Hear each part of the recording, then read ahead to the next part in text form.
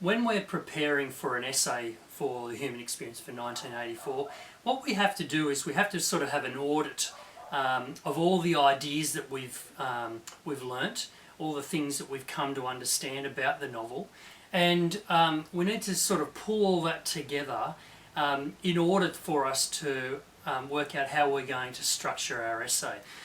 So I think a really good idea is to, on one piece of paper, have a mind map and consider the ideas, the context, the form, and how the novel relates to the human experience. And so we can draw all those ideas, put them all together on one page, and then we can start looking at allocating where we're going to talk about things. So if we start with the human experience, it's the ideas and the human experience, they're going to overlap. We're looking at a representation of a world, and the characters within the story stand as representations of the individuals, but they're representing the collective experience of people who are experiencing extreme political ideology. And so we can say, and we can look at ideas like that it is inborn, it's inherent within humans to desire freedom, love, connection, relationships, all those sort of things. Having a sense of belonging, having a connection to one's past, knowing where you come from, what your heritage is, that type of thing. And that the other thing that's experienced in the novel is the individual's reaction to terror, fear, a climate of fear, the oppression of the political party. One thing that we haven't talked about in other tutorials is this idea of the removal of memory, and the downplaying or the insignificance of memory. That he who controls the past controls the future, and that idea that you can write your own narrative and you can eliminate the past, and Orwell is commenting on contemporary dictators who were doing that, and we could talk about examples of that till the cows come home. Okay, so in response to oppression and terror and fear, we have rebellion, and that's a byproduct of it. So I think that's the notion of the human experience that the novel presents, and that we can then start looking at this idea of the novel being a warning about totalitarianism, about extreme politics, and about the controlling of narratives. And so I think that's a nice little idea to explore. In the human experience module, in the rubric, it's talking about the storytelling, the impact of storytelling, and so having a dominant narrative, a controlled narrative that is in competition with humanity is an interesting thing to explore. And so we can certainly say one of the ideas is that there is a conflict between the desires or demands of humanity and that of politics, and that Orwell's novel is a warning that there needs to be a bit of balance. Have to strike a happy balance between those, because you don't want to sacrifice your individual freedoms for the greater good. There has to be some sort of balance to that. And the other thing that you can certainly look at is that this is a powerful story, that Orwell is telling this powerful story as a means of warning his readership of the perils of extreme politics. That nicely leads us down to form. We're saying that the genre of the novel is that it's a satire and speculative fiction, and that enables Orwell to present that warning to his readership, and that involves using historical allusions through he uses exaggeration or hyperbole, and he's really representing and he's presenting an extreme representation of his world. So that's an interesting thing. Why does he do that? Well, the period in which he's writing in the 1940s is a very turbulent time. We know that it's post-World War II. there is a Cold War anxiety. People are afraid of nuclear war.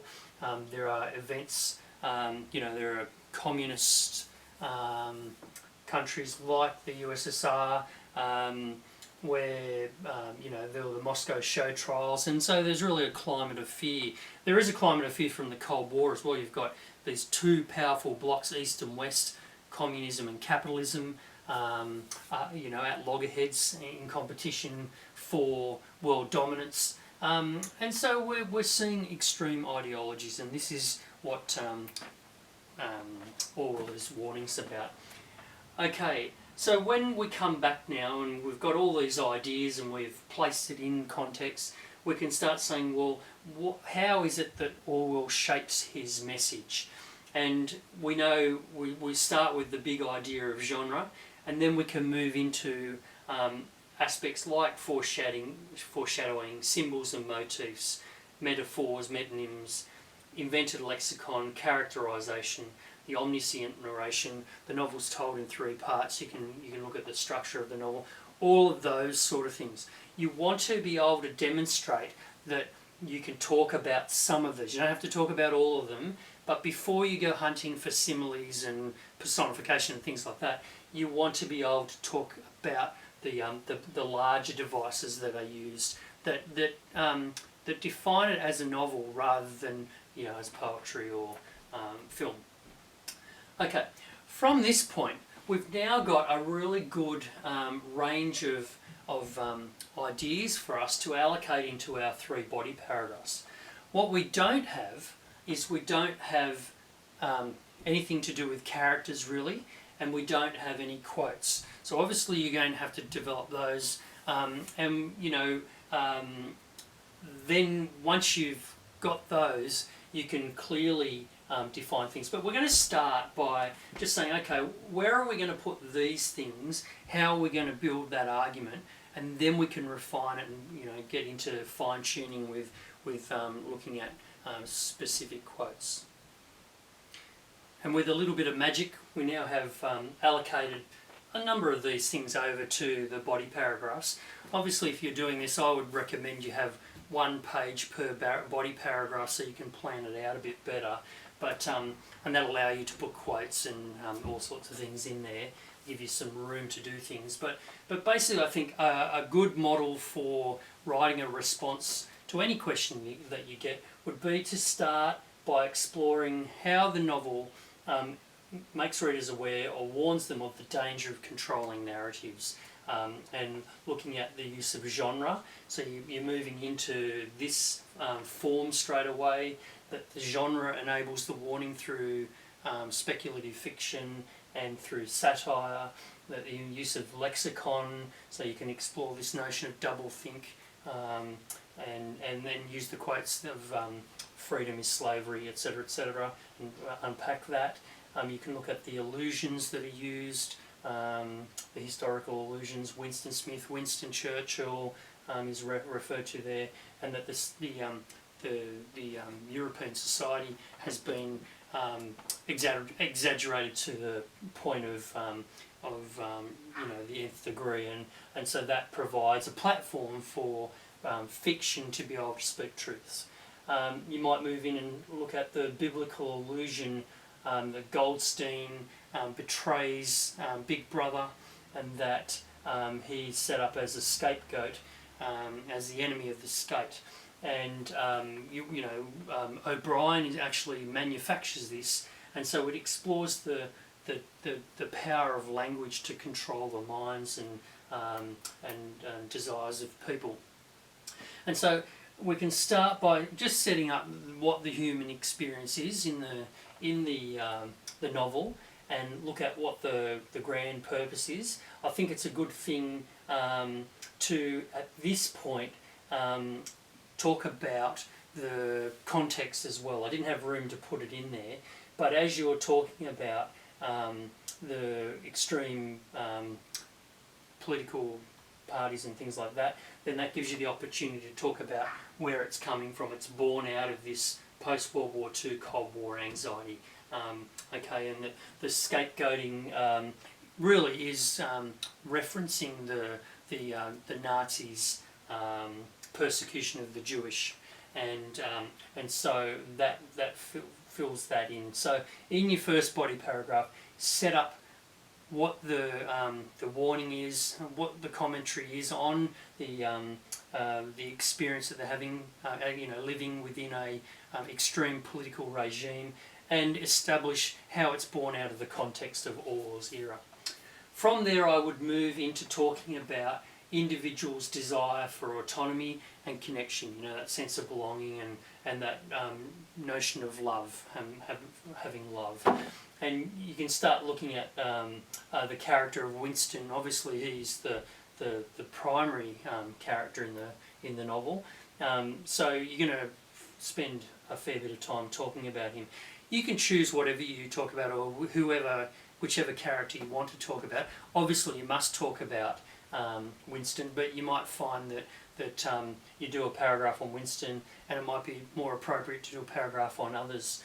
You might want to talk about Big Brother or Julia, but in this one, I'm really focusing on this idea of Winston's growing realisation for his desire for love, basically.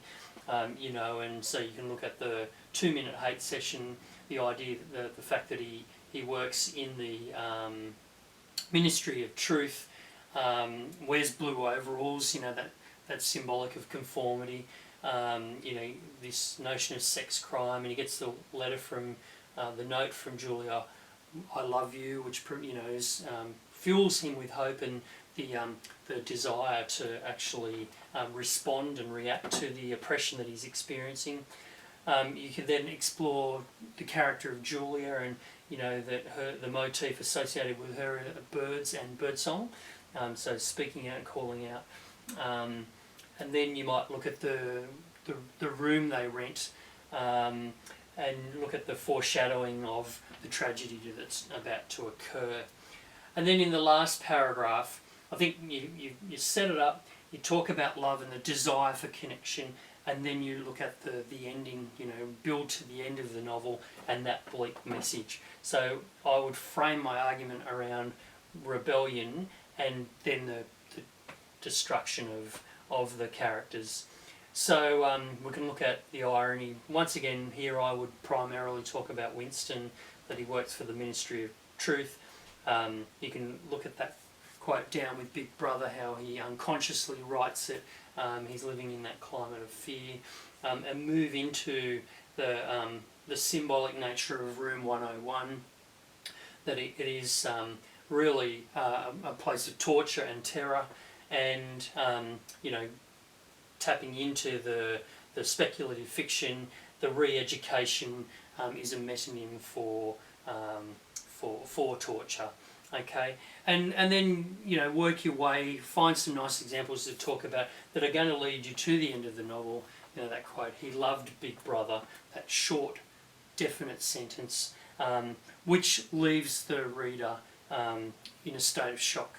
It's not what we're expecting. Normally when we read a narrative or a novel, there's a somewhat happy ending or resolution, and you're certainly not presented with that. It's a very bleak ending to the story, and what that does is it challenges readers to question the assumptions that they've brought into the novel, and also apply that to their own world. So it is questioning their understanding of the danger of controlling narratives, and just blindly accepting them.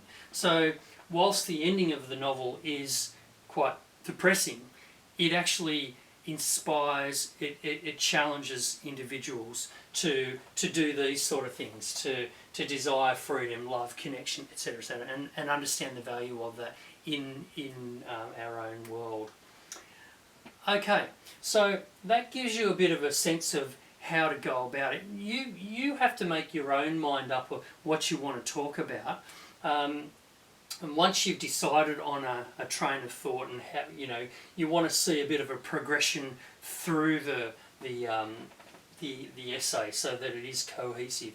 But I think setting up the experience that you're talking about, looking at genre and looking at context in your first body paragraph, will then allow you to really explore the characters and ideas and the messages as you go along.